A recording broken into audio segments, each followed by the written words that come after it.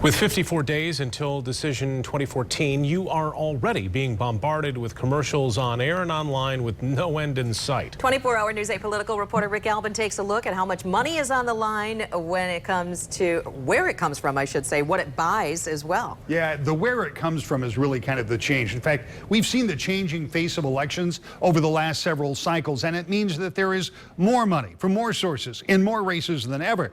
But what does it mean for the process and ultimately for government? So why is Terry Lynn Land still ignoring? You see them every day, commercials that seem to say, vote for me, don't vote for them. But look a little closer. Who's really paying for those commercials? One of the undeniable trends is kind of a nationalization of these campaigns. Rich Robinson from the Michigan Campaign Finance Network says that increasingly, the groups raising money and placing ads are further and further away from the candidates or party committees.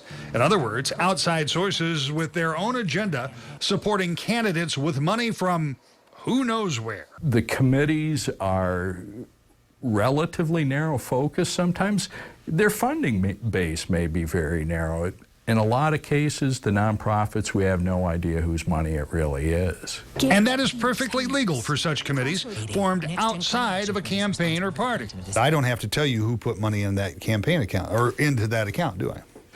No, not at all. And the problem from the broad public's perspective is you might be wondering what considerations are ever given for the contribution and the campaign support and all of the rest. And if you don't know whose money it was, how do you assess what considerations ever were given? Now, to be fair, there are a lot of schools of thought when it comes to money in politics. Mr. Robinson, as you heard, wonders about consideration. Some donors would simply say they're supporting candidates who they believe have a like-minded worldview, and others may think it's more of a hybrid. In any event, it is a lot of money. How much? Robinson says between the two major races, U.S. Senate and governor, there could be as much as $40 million. That's $40 million spent.